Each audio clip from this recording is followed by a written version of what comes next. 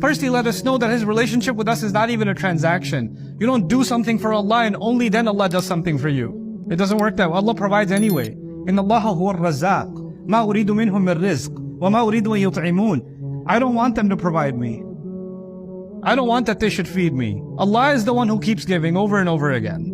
Allah is the one who gives. So we don't have to go to some temple and make a sacrifice and put it in front of the idol and wait for something good to happen. We don't need to do that. We could just make dua to Allah who's our raziq anyway. He was providing us before we could even open our mouth.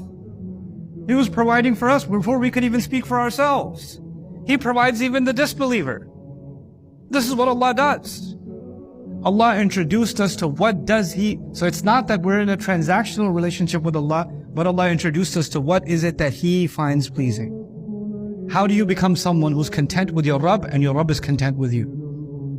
The few good things He wants you to do, the few harmful things He wants me to stay away from. يُحِلُّ لَهُمُ الطَّيِّبَاتِ وَيُحَرِّمُ عَلَيْهِمُ الْخَبَائِثِ. He will make good and pure things permissible for them. He will make filthy things impermissible for them. That's what Allah gave. He made life easy.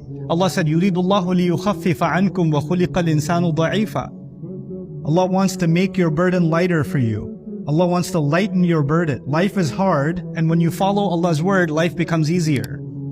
He wants to remove burdens from you, and human beings were made weak. We make bigger problems for ourselves, and Allah has helped us remove those problems just by obeying Him.